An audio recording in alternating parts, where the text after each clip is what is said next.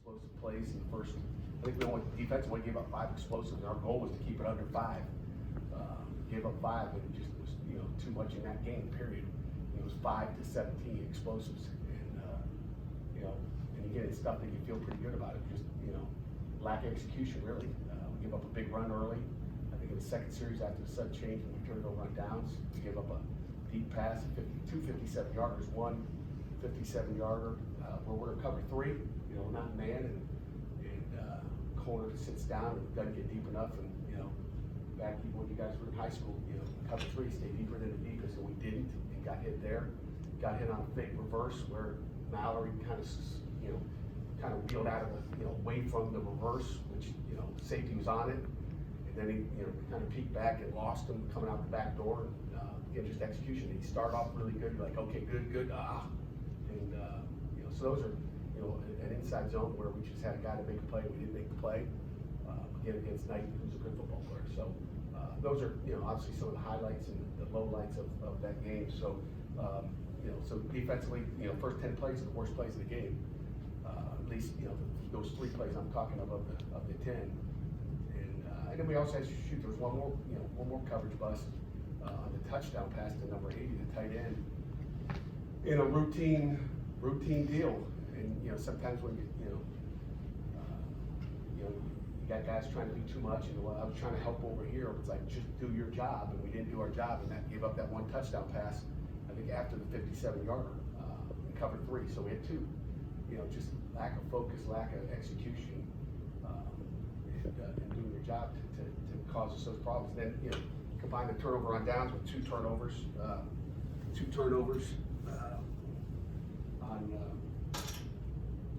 Two turnovers on offense. It's a recipe for an issue there. And obviously the last one there, I think you guys asked after the game.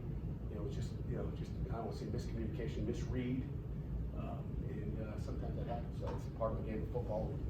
We got to get off the field in 4 minutes at the end of the game and get the ball back to our offense, because it's another one of those where you're going to score. So again, good football team. I expect Miami to win the next 4. I put my money down to win the next 4 games in their conference play. So questions? Pat, if I go to the internet, look up and Google tackling in college football or football in general, it's a lost art. You know, a lot of stories. Is tackling a lost art anymore? Not here at Pitt. Again, we gave up 108 yards. Going back to Dave, so I'm glad you talked about the tackling, because I missed that one. We gave up 108 yards of nows and bubbles out there. It's an inside drill out there where we lost the physical matchup on Mallory. Give Mallory credit. He was more physical than we were at the linebacker position at the point of attack. We played that generally pretty good, and we didn't have a great plan as coaches to have a change up to what we were doing, because we weren't denting it with our outside linebacker when they were the trips bunch out there, or motioning the trips and throwing bubbles, or what we call now routes. When they beat us up out there, we didn't make plays, we didn't get off the blocks, and 108 yards, that's a lot of yards, right? Just a simple bubble. And obviously, we underestimated the strength of Mallory, and didn't do a good job defending that. But tackling, we've been good tackling all year, and we didn't do a good job. Got to miss some tackles, we didn't take shots, and again, give their athletes some, they got good speed too. So just miscalculated because the backer was not as firm as he needs to be, or decisive on where he was going to be, and putting a dent in it. And 31's weaving to find out where he's going to fit on that bubble, because they don't have a guy. We still got one extra guy to make the tackle, but he did do a good job tackling in space. We didn't do a good job of making it clear for him where to go.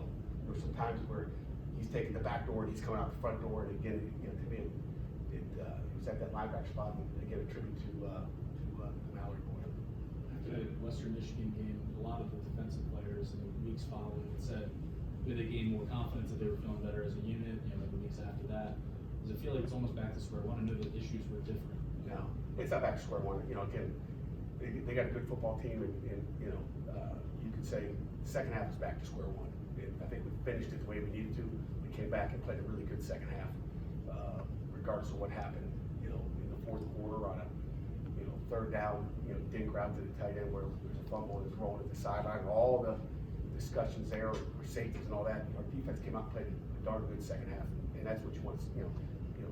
that's how you wanna finish it. Now, if it would've been a first half and a second half the same, then maybe we're back to square one, but we got a good football team, and I got a lot of trust and faith in our guys. So, give them credit, we didn't play as good as we needed to play. Along those lines, does that kind of tell you that, okay, this is fixable, in fact, we did fix it in the second half? Yeah, there's no question about it, Jeff. I mean, we definitely fixed it, and again, just didn't, hit you in a couple of plays, and then our guys regathered for, give credit to the coaches for, getting them together.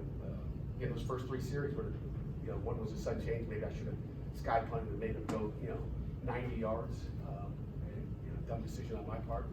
But that's what we do as head coaches, make tough decisions.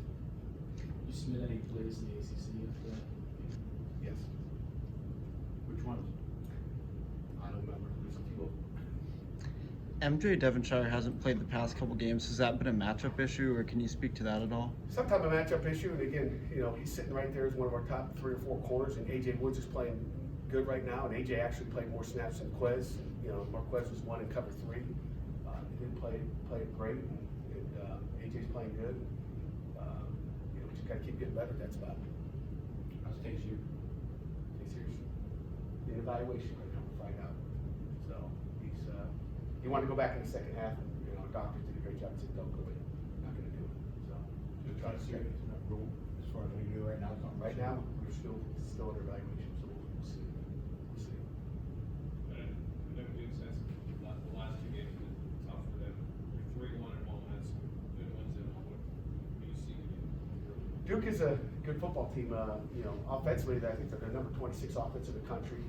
They're very efficient. They like to run it. They're going to throw their RPOs that they do. And they've had, they've hit some explosive. I mean, they'll pound, and then all of a sudden someone's going 60 yards for a touchdown. So they've been explosive on offense. Number 26 offense on the road down in Durham. It's never easy. We've always come down there and won in the last second of the game. Something. Defensively, they're going to be primarily 4 down and play a lot of man coverage, which will be probably pretty good for our offense. They're going to play man all day.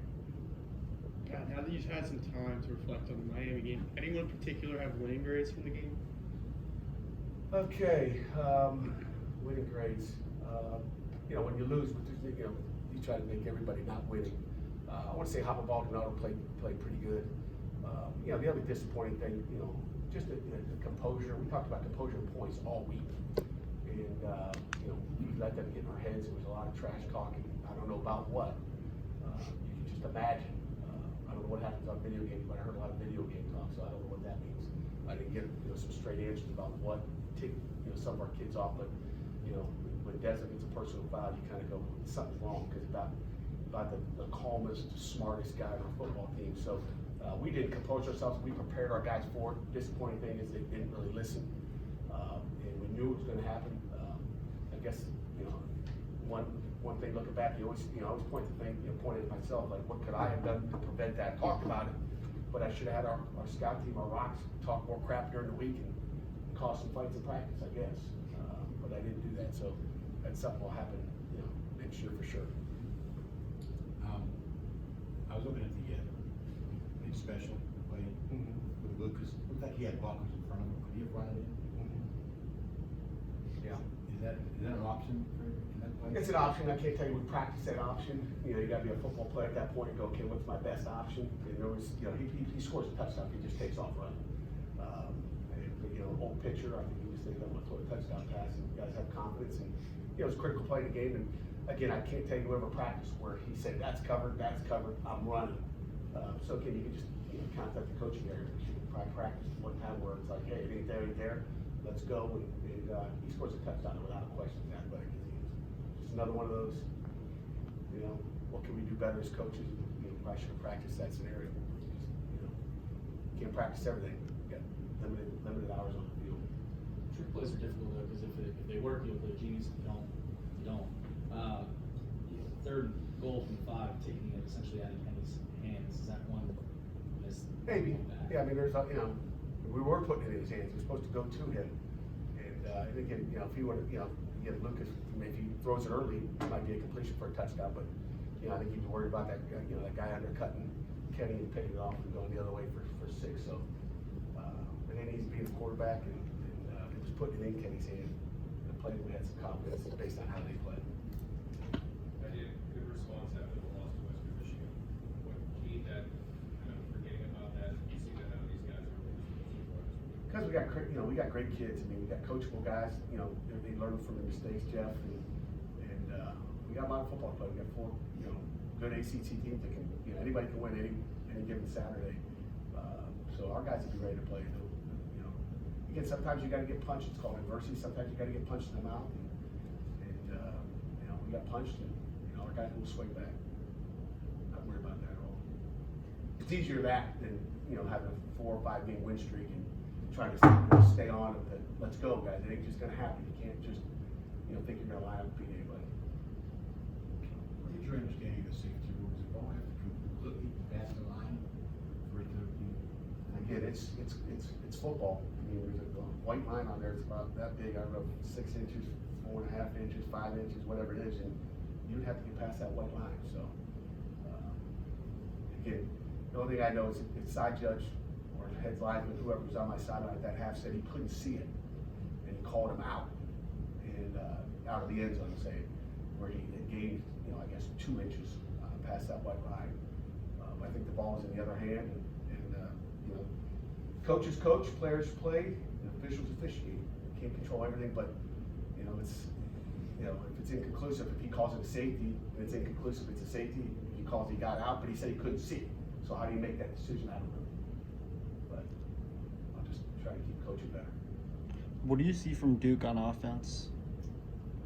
What do I see at Duke? I mean, they're going to be the second fastest team we played this year as far as tempo. They're going to snap it on average of 19 seconds per play.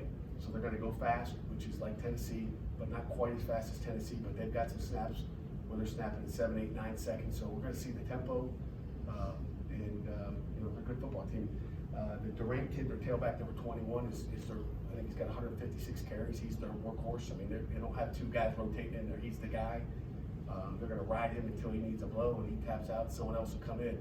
But he's, he does a nice job running the football. He does a great job reading the zone play and being patient and finding holes. So he's a good tailback. And we'll have to wire him up in there and be good versus the run, as well as try to stop those RPOs that are going to throw behind you. So the run game is good. The tempo good for David Cummings? You know what? A year ago, 2 years ago, 2019, they were snapping it somewhere between 20 and 22 seconds. So they've speeded about 3 seconds, I guess, per on average. So I wouldn't say it's new, but I'd say there's more faster snaps than there has been. So they've got a new coordinator, 2 new co-coordinators that are taking it over, and I'm sure Coach Cutcliffe's got his hands in it as well. But they're doing a good job tempoing it and moving the football. And is it easier too because you guys run a lot of tempo? Your defense sees it. It is, and we've seen a lot of tempo. I mean, Miami ran tempo, and who doesn't run tempo? But this just seems to be the second fastest tempo. We'll be well prepared for that, guys. Some people run tempo to keep your base. We're not going to play base. We're going to do what we do. Our guys are smart, and they can pick it up and get quick signals. And we're not going to be playing just one front coverage. They're going to have to. They want to go fast, and we're going to run into some accidents too. So those are the things we count on defensively. After the Western Michigan loss, you mentioned Kenny and the other captains called a players-only meeting. Was there anything of that nature after the loss to Miami? No. I think the Western Michigan was a game that you expected to win, and our guys were upset about it. And I think our guys looked at it offensively and defensively, and said, we missed some plays. We didn't execute again against some good football teams. So there was nothing where they felt like they'd had to reorganize or we're back to square one at Western Michigan, which at a point you can say we were. Like, we had to reevaluate what we're doing, how we're doing it, and what happened that day. And we're not there. Anything else? Pitt was projected, or they Say said again? they said that Pitt had a chance to make the playoffs on ESPN earlier last week. How bad do you want to take all the players' phones away after the game on Saturday?